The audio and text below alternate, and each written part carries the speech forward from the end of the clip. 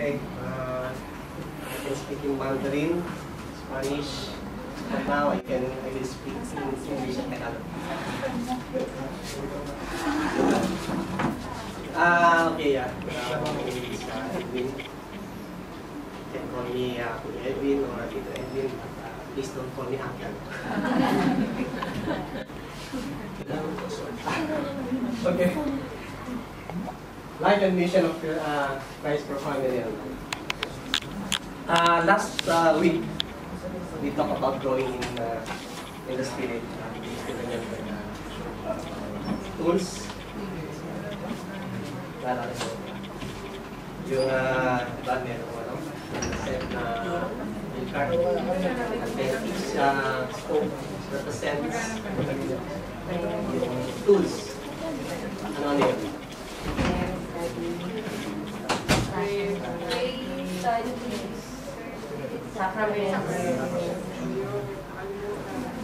Fellowship, study. So those are the tools that will help us to grow in spirit. Isa sa mga importante tools yung fellowship. And sa fellowship, the community will come. Life and mission of Christ for Family Life. Okay, siguro narinig nyo CFCFFL, was for Christ for Family Life. Now, Christ for Family Life. Siguro, bigyan ko lang kayo ng konting background about the community. Bakit Philippines? This is couples from Christ for Family Life.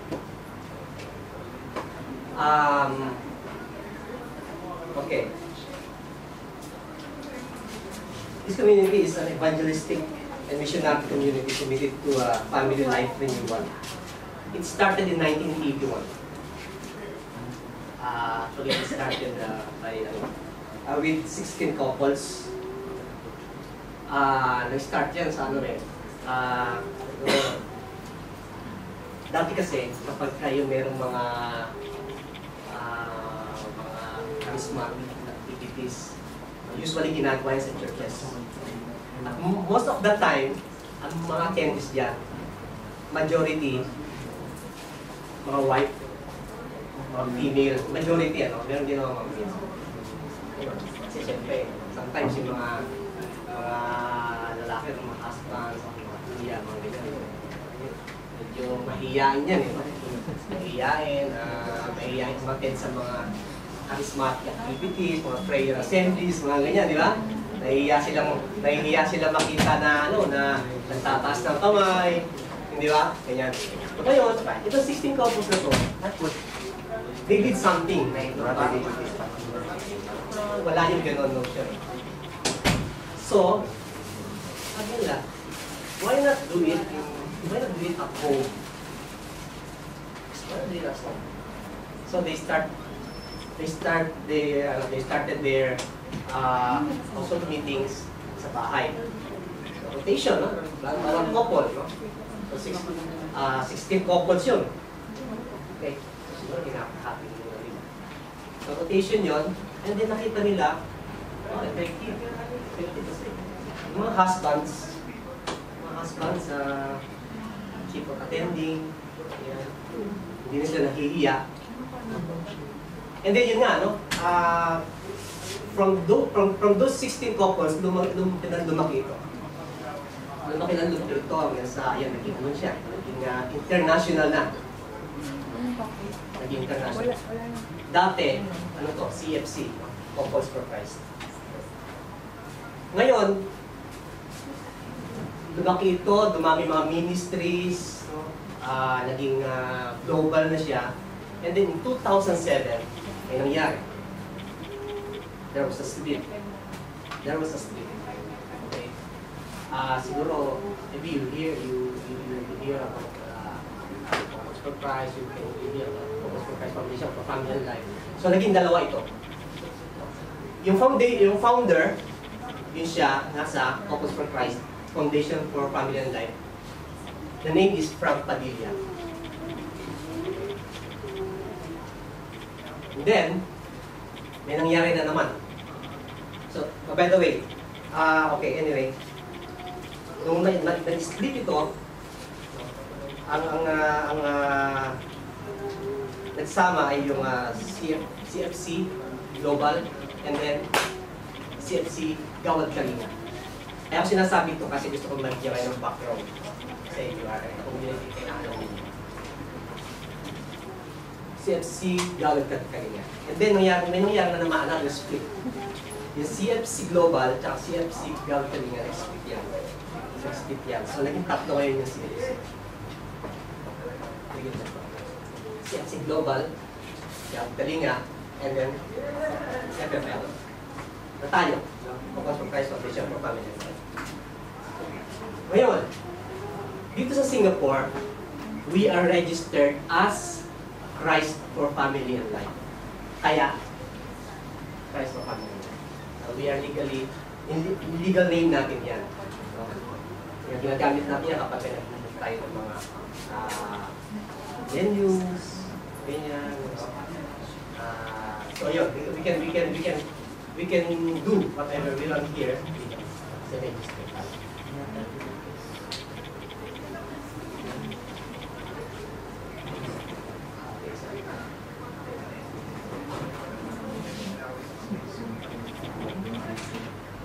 And also aside from that, kaya tayo nag-register na ganyan is para sa mga kasi meron tayong funds, yung mga donations from or contribution ng bawat membership. Kasi siyempre ang bawat community kailangan niya ng funding. So kailangan natin ng name din para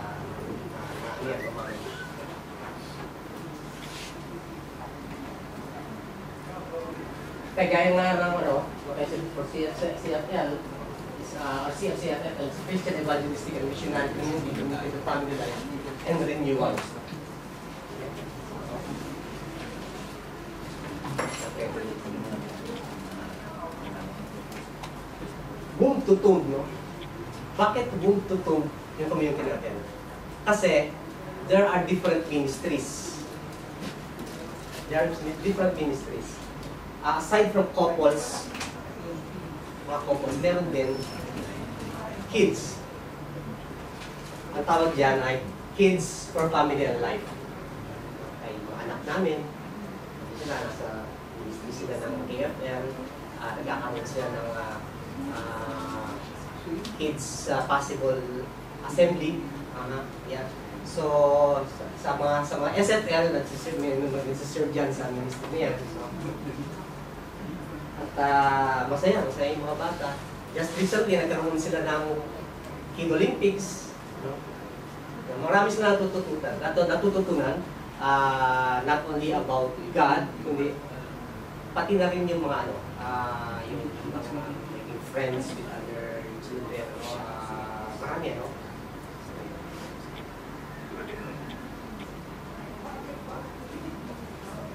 Okay.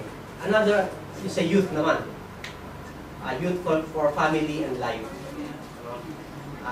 Pagka umabot na ng, nag-reach na ng 12, yung KFL, na-transfer na siya sa YFL. Okay. Kaya, ako, kami ni Mrs. May anak kami na isang yung age niya ay para for single na, yung age niya, yung dalawa naman for youth, and then yung isa, kids. So yung dalawa namin, si Monica and si Aiza sa YFL, actively participating in activities. So meron silang monthly prayer assemblies, may mga house of business din sila. So, marami silang support na nakukuha sa community. And then after that, yung SFL, where you belong. Singles for Family and Life. Ayan. Maraming mga activities ng SFL. Hindi kaya nga ng sabi ni Eman, hindi dito nagtatapos. Marami pa mga susunod pa. Kaya exciting. Okay? Yeah. Just sa Philippines, pagka merong mga may mga events doon, may nagpa-participate doon, may nagpupunta doon, no? May delegates ang community natin dito. Just recently, yung World Singles Congress, maraming nagpuntahan doon. Then they were empowered. No? Yung ngayon nabanggit niya, kanina, yung apat na natutunan nila. Apat na ulitin nila ni Eman mamaya. May plus one pa konti. May plus one pa. Plus one pa? Yung bagong ano. Fearless. Fearless. Okay. Okay, bukod na sa tatlo na yun, no, na nabanggit ko, meron pang HFL, which is Handmaids for Family and Life. Yan yung mga wife na yung husband nila nasa Philippines, nandito sila nagtatrabaho, or meron dyan yung separated, no? Meron din naman yung mga mature na single mothers. Ayan. Nandun yun. Handmaids for Family and Life. Active din yung mga ano natin dito. And then sa lalaki naman, Servants for Family and Life. No, yung mga wife nila, yung sila nandito nagtatrabaho, and then yung wife nila nandun sa Philippines. Or meron pwede rin, or member din dyan ang matandang binata. Mga matured na single. So, matured na single women, HFL. Tapos, sa male naman, SBL. So, ganun din kapag marami sila activities din. Masaya. Exciting yung mga nila rin yung buhay nila. And then the CFL, yung mga couples niya. Mag-aasawa. So, kaya tutum yun. So, from the start, bata pa hanggang sa tumanda na, sa mga pahinga eh. Ayan.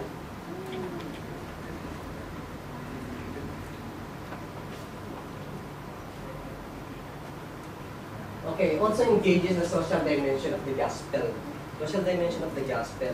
Okay, we have our work with the poor, work for justice, and work for life. Work with the poor, yan yung meron ngayong ginagawa sa Philippines. No one, parang mga social ministries. They help on health, education, and livelihood sa mga membership natin na kahihirap. Work for justice. Ngayon, meron nga yung support naman ito sa mga prisoners sa Bilibid. Actually, alam ba dyan na yung mga prisoners, sila yung mga poorest of the poor. Kasi they're not free. They're not free. Sometimes mahirap na nga sila, tapos magugulo sila, lalo sila mahirap. They're not free. Poor sila saan? Poor in spirit, poor in wealth, poor in... Hindi sila free. Huwag na lang ninyo isipin yung mga politiko na nakakulong Huwag na lang yun, no? Hindi naman majority yung talagang hirap. Na yun ang tinutulungan ng community natin. Meron tayong prison ministry na tumutulong sa mga prisoners. Ano sa na kaya siya? Sino yun? Okay. And work for life. Okay, we support the natural family planning, live pure, and we are against abortion. Okay. So, what are we called to do? By the way, so for this, hindi pala. Ito. Yeah. What are we called to do? Siguro, ko lang. Basahin ko sa inyo yung statement of vision and mission ng ating community.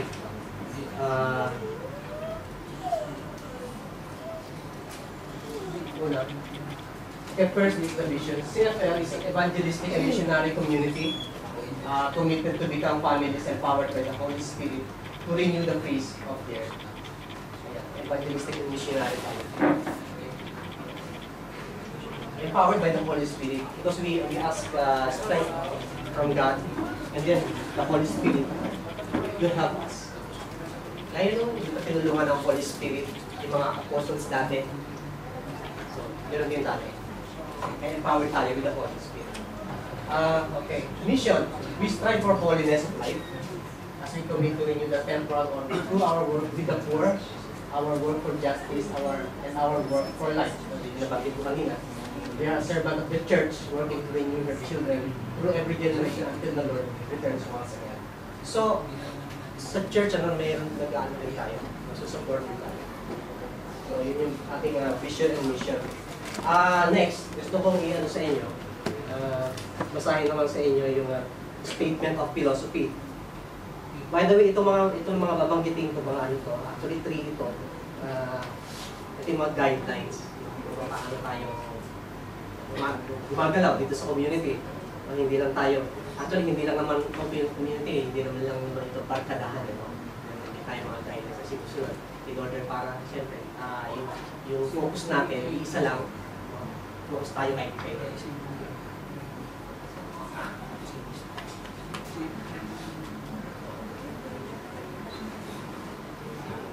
Yeah, statement of philosophy. Seattle adheres to a set of beliefs and ideals from which flow its Christian attitudes, values, and behavior, as well as its programs, teachings, and approaches to Christian renewal within the context of family relationships. So ano ba to? Ano ba itong mga belief na ito? Una, we believe in marriage as an indissoluble institution, as taught by our Lord Jesus Christ. Indissoluble. Ang ibig sabihin ng indissoluble. Diba? Perpetual. Perpetually bind. Pagka married ka. Nothing can, divide, no? Walang makakapag-separate. Yung nga lang, sad to say, magkaroon nga lang ng mga divorce na. Diba? Pero, ang natin, ang community natin, supporting what is the Catholic is teaching us. Kaya hanggang ngayon sa Philippines, dito wala tayong divorce. Hopefully, hindi sana ma-approve yung kaya siguro, pag-isal natin. Okay. We believe that God created marriage primarily for love between man and woman and for the procreation and proper rearing of children. For man and woman. Marriage primarily for man and woman. Ano ngayon? Ano narinig nyo? Man to man. Same-sex marriage. Oh. So we believe this, no? Man and woman. And for the procreation and proper rearing of children. Procreation. So, I don't know kung meron kayo narinig yung Singapore na yung kasi ito, dati ito kwento ko sa inyo. Yung una kong boss dito sa Singapore. Tinanong niya ako, may alam ko, sabi ko, during that time, we have 3 people. Sabi ko, I don't know about you, how many children do you have? Kasi kay husband, ayaw din ako na. Kasi raw, ang reason is, maingit daw yung bata. So, sa loob-loob ko, hindi ko naman sinabi, sa loob-loob ko, kung bata ka ba, hindi ka ba pamimi ka lang ba? Hindi ka maingay? Hindi ba? So, yun yung reasoning niya. And then, iba naman, nagkaroon naman ako ng colleague dati na malas ayaw din na maghanap dahil gusto lang nila yung pet. Pet dog yung kanilang kasama. So, ganoon, no? Pag sa atin, so yun tayo, we believe na kailangan procreation. And proper rearing of children. So, pinapalaki natin ng maayos yung ating mga anak. So, we guide them. Okay? We believe that God created man and wife with equal personal worth and dignity. Equal personal worth and dignity. Kapag ba ikaw, husband, lahat na sweldo mo, ikaw yung mapakain sa kanila lahat, sa wife mo. Dapat ba, tingin mo sa asawa mo? Hindi, di ba? Hindi. Kailangan equal. Diba, ikaw kaya magpakain sa mga anak, no? Ikaw kaya mag-alaga ng bata, ikaw kaya magluto. Mahirap yun, di ba? So, equal yun. So, kabaliktad naman, kapag lalaki naman ang nasa bahay, then babae naman yung nagtatrabaho, dapat ba aandarin mo yung asawa mo? Ako nagpapasok ng pera dito sa bahay. Sumunod ka sa akin, no? Hindi ganon siya. Hindi ganon. Oo nga, dami. Kasi hindi ko sinilis eh. Bakit yes, darling! Magsahin ka na! Sinigawan ko eh. Sabi ko, ilang gawang! Ayun, no? Equal dapat. Equal kasi ginawa tayo ni Lord na equal. So, just treat. Kaya kayo pag kayong kayo family. Equal ang tingin natin sa spouse, magiging spouse. Maski sa current situation, no, sa mga, yung mga brothers natin, no, sisters, equal. Ako, manager ako sa isang company, ikaw hindi. Dapat ba mataas ang tingin ko sa sarili ko at sa kanya? Hindi. So, okay? We believe that. We believe that God ordained order in the family by giving the man the role as head of the family and the woman help make support which roles best express their complementary. Yun. Pagka yung natin na kayo sa station na yun, no? Married na, yung husband is the head of the family. The wife will support the family, the husband.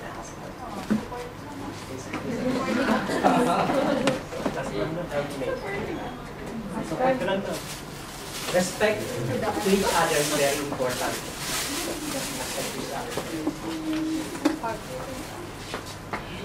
Kapag kayong paglalakad sa community, maraming mga teachings about dito. Maraming mga teachings na matututunan kayo. Hindi lang ito. Start na ito. Kung pag-uusapan natin yung thoroughly, hindi tayo matatawag. Matagal. Okay. We believe in the alienable and irreplaceable right and responsibility of parents to educate their children. Ang first school, siyempre sa mga bata, kaya mga anak, no? The best is tuturuan ng parents kung ang unang teacher ng mga bata.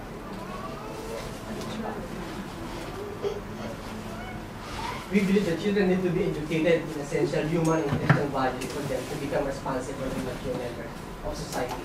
Yan ang pumapasok yung community. Okay, kasi sometimes we as parents, sometimes although yes, may time para sa kanila, no? We have time for them sila value kanya, pero it is important din to support ng community. Tsaka importante rin yung kasi sa community they can mingle with the youth or with the children, same belief, same yung mga parents nila. We believe that the family in practicing the gospel message shares in the life and mission of the church through prayers and evangelization and service to others, especially life and mission of the church. Through prayers, evangelization, and service to others. Prayers. Natutuwa na tayo ng pray. Itong whole span ng CLS. Bakit? Prayer, evangelization. We need to evangelize. We need to share our life, what we experience in the community, mga magaganda, sinishare natin sa mga kilala natin. Kaya nga, yun, kayong mga participants, kaya nga kayo na-invite. Na-evangelize kayo. So, kasalanan yan nung nag-invite sa inyo. Salamat kayo dahil salamat kayo sa nag-invite sa inyo. Dinlan nila kayo dito. We believe that Christian family renewal can best be achieved by inviting Jesus to be the Lord of our homes by allowing the power of the Holy Spirit to lead our family lives and through the full use of all spiritual gifts at our lives. We invite Jesus in our life. So siya na yung magiging center. Start na ito. Siya na yung magiging center ng buhay natin. Okay. So, yun yung ano, no? Yun yung philosophy. Let's talk about the core values. Ito yung Panginoon. Meron din core values. Balik ito yan.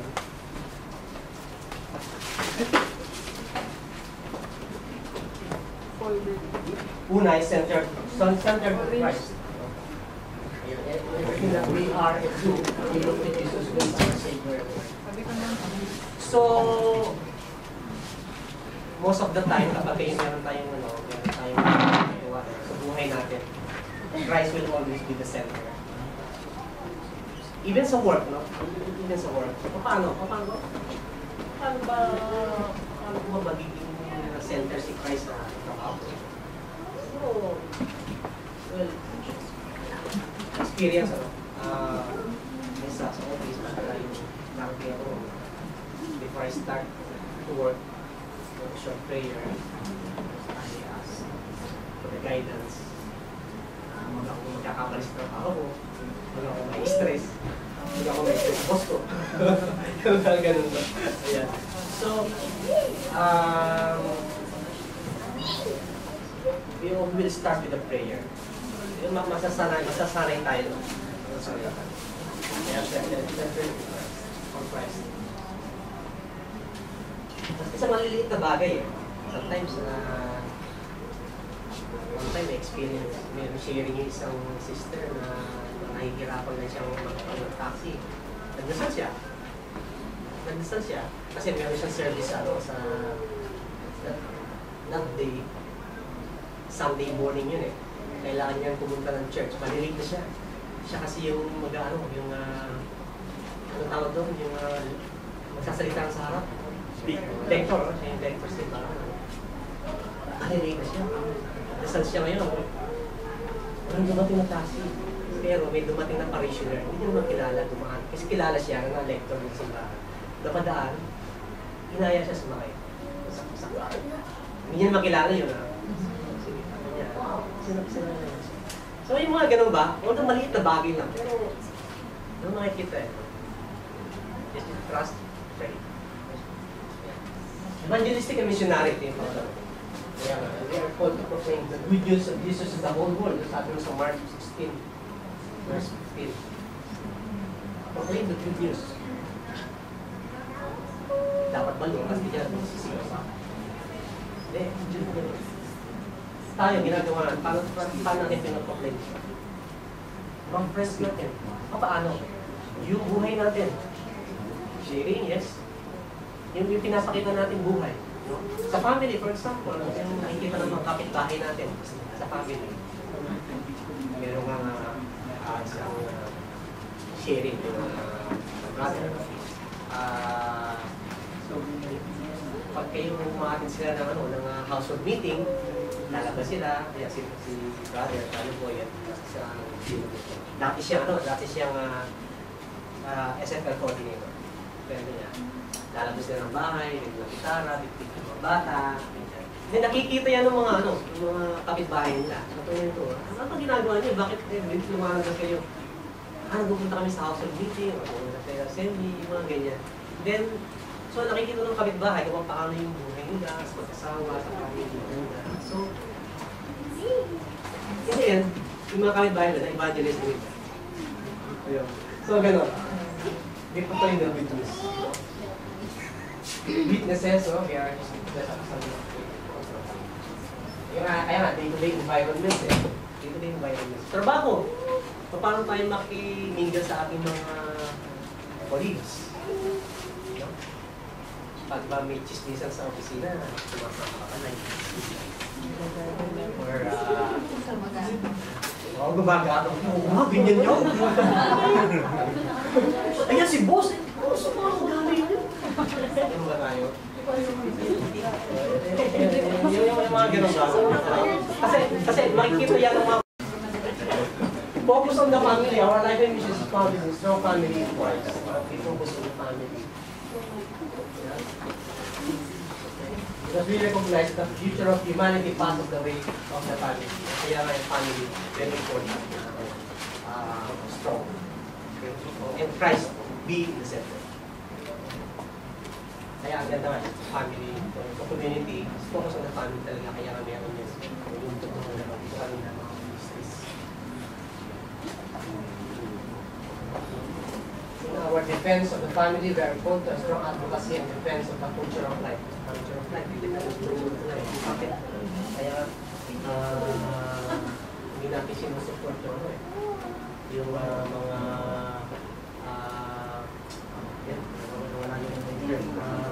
abortion, yan. Hindi natin sinusupport yan. Meron tayong mga live pure na kinapagdak para sa mga singles. Okay, the fourth being community. We are one community. Kaya nga, sa community natin, makukuha yung natin din. Yung support, encouragement sa bawat isa. Kaya nga, hindi lang ito barkadahan.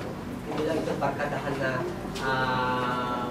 sa Shopee, sa Spoon, so whatever. Hindi lang gano'n, no? Hindi lang gano'n. Kasi we encourage each other, we support each other.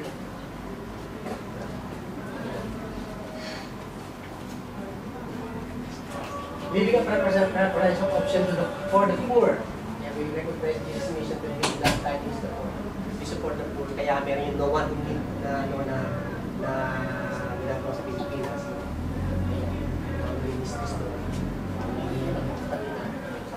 Mission ministry din. Social ministry. Mga victims ng calamity sa Yolanda. Yan.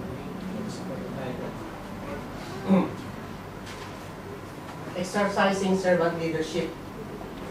Ayun, we are privileged to serve God and His people born in we serve with the mind and heart of Jesus, who came to serve and not to be served. Sabi nga sa mga leaders are to be served with humility. Sa community, mayroong mga servant leaders. Siyempre, kaya mayroong yung mga leaders, mga members. Parang maging maayos yung community. Otherwise, kakawatak-watak kaya kung wala tayo sa ayos. Ngayon, itong mga servant leaders, sila yung, bakit servant leaders? Leaders ka na, servant ka pa. Bakit gano'n? Pag leaders ka na, kahit kami pinag-isip yan. Pero hindi gano'n. It's not like that. Servant leaders, because you are the one to serve. You will serve your members. You will guide them, you will support them. Nilalagay mo sila. We are, nilalagay natin sila sa tamang landas. Siyempre, hindi naman mawawala yung minsan. Focus mo pa ganyan, no? Pero, yung leaders mo, siya yung maghahatak sa iyo kung tayo sa right path. So, ganyan. So, in the future, siguro, kayo magiging patayin niya, magiging servant. Okay? Being a servant to the church. If you have the chance to serve in the church, then you can be a warden, communion ministry, minister, or sa choir, no? Sa choir, yan. Kami nung anak ko, si Ed, yung kasama ko sa choir, sa St. Anthony's, Sunday. Yung ibang mga kasama mga brothers and sisters serve sa PS as a warden and communion minister. And then in other churches din. Okay, how do we support one another in CFL? Paano nga ba yun? How do we support one another in CFL?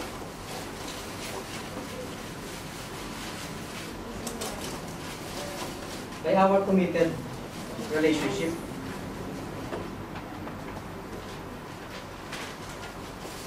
We believe that we have responsibility to encourage and support one another in the Christian life. No? Thus, we make a commitment to grow together. Ayun. Kaya nga merong ano eh, alam nyo, pagkatapos din nyo dito sa CLS,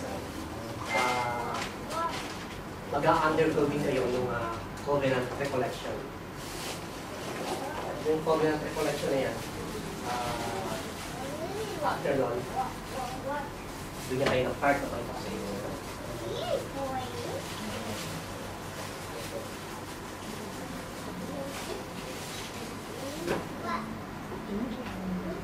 This is a covenant card. Covenant card. At pinipirmahan yan. Pinipirmahan yan. As member in the community. Ano sinasabi dito? I shall live as a follower of Christ. We are a follower of Christ. I dedicate myself to the task of building a strong family for Christ.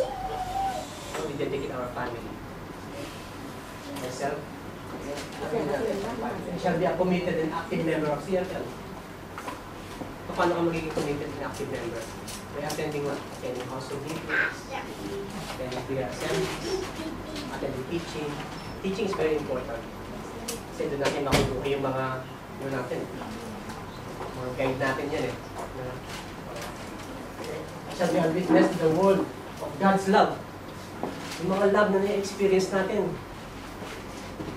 Let's share. Diba? Let's be a witness. Share natin yan. Yeah, may the Lord Jesus Christ, with the intercession of our Blessed Mother Mary, help me to faithfully live this covenant for His greater honor and glory and for the good of my brothers and sisters. So, yun yung ano? Covenant. Okay, another one. How to support each other. Through households na. Sa household meetings, okay, household meetings.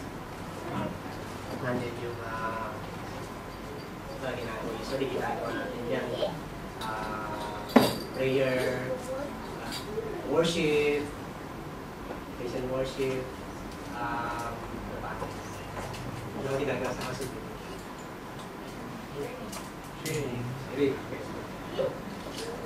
Sharing. Sa sharing, very important kasi, for example, ako, no? Meron akong problem at this moment. Pumunta ako sa household meeting. Ngayon, sa sharing na, yung isang brother or isang sister, nag-share. At yung sharing niya, same problem. Same yung problema ko. Pero yung sharing niya na yun, may problem siya, may solution siya, maganda yung naging resulta. So, doon sa sharing na yung natuto ko. Wala mo. And then, next time, siguro, gano'n yun. So, yun, marami tayong natututunan. Nagiging ano natin ito sa bawat isa, yung guide natin ito. Kaya importante yung we attend the household meetings regularly. Ayan.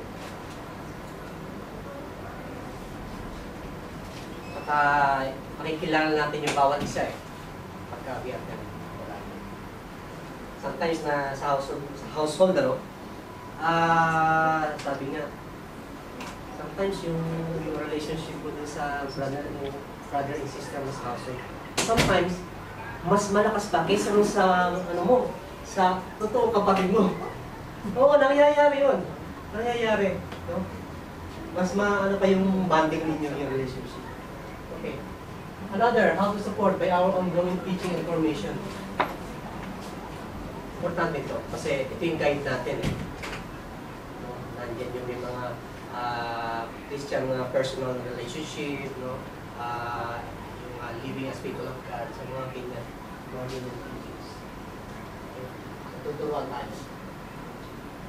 Yan, pag-covenant orientation, enrichment retreats, sa mga meron dito. Evangelization training. Yes. Ano pa? By the other regular activities of our community, marami pa. Ano?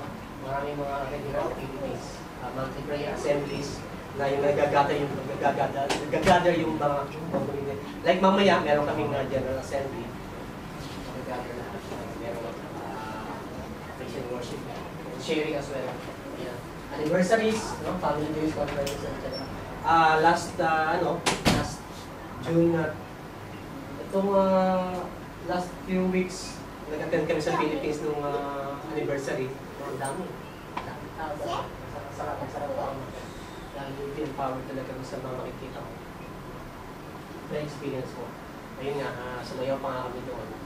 Kinatalang mukha namin. Ang sarap no? Ayan. May social activities. So, hindi lang tayo religious. No? Hindi lang. May mga social activities din tayo. Okay. Anyway, pag may birthday, pa-party rin tayo. Diba? Lumalabas din tayo. Just recently, nagpunta sila sa, meron sila activity ginawa. May iba sa kanila, nagpunta sa, nag-wakeboarding. Nag-wakeboarding, ganyan. Kaya yung mga ganyan ba? No? So, masaya. No, masaya. Okay? Ayan. Tapos, yun, nakita ko nga sa video,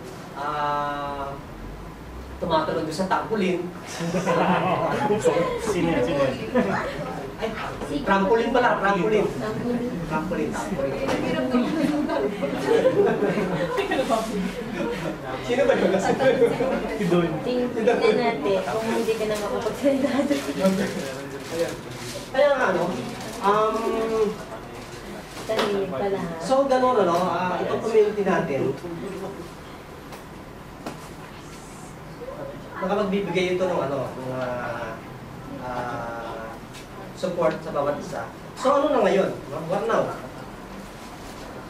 Through the CLS, many things have happened.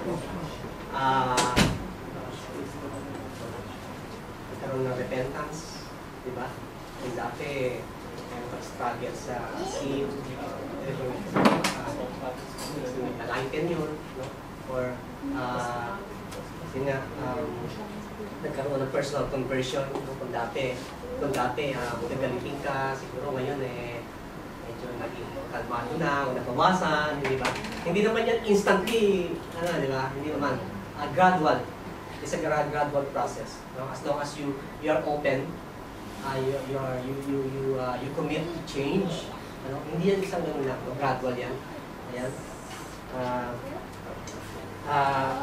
Renewed faith in God. Kung dati, siguro yes, dakisan ka, pero siguro ngayon mas deeper yung prayer mo, mas matagal, di ba? Now you can feel His presence.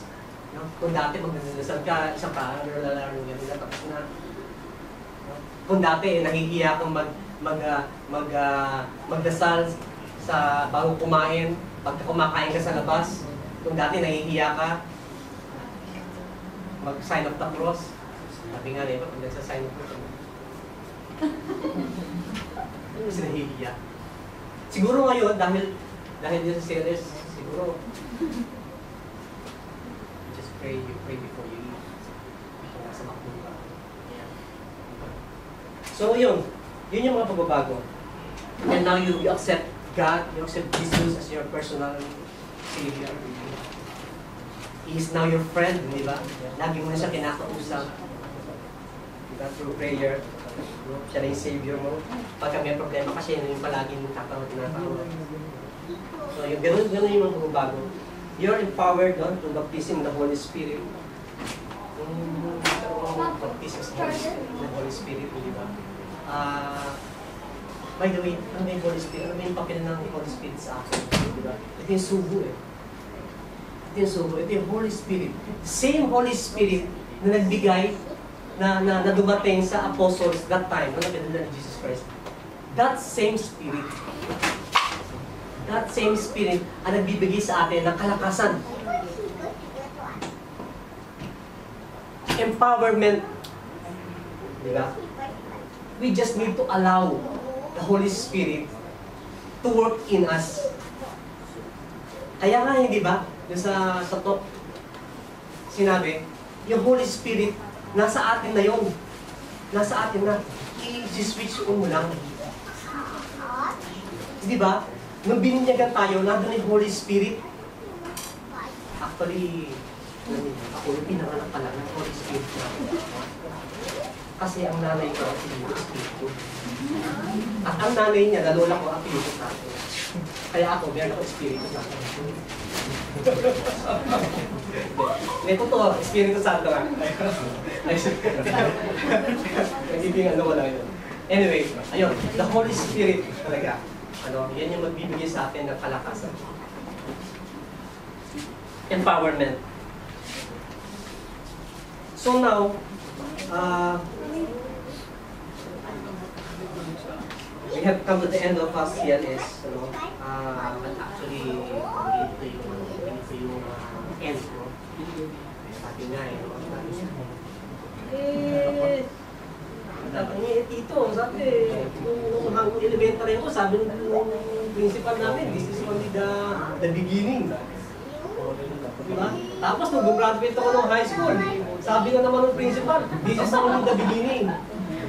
Nung graduate ako ng college, this is only the beginning na naman. Tapos ngayon tumagal dito kasi yan, the beginning na naman. Puro na yung beginning niya, paano mag-iyon yan? Alam nyo, this is just the beginning ng relationship natin kay God. Deep relationship. And this is the beginning wherein we accept God, we accept Christ, and we allow the Holy Spirit to work in us, to be empowered, to be the witness, to be to evangelize, to do mission. This is just the beginning. Is it good? Is it good? Yes. No. In fact, it's very, very good. Di ba? So, with this, we can praise.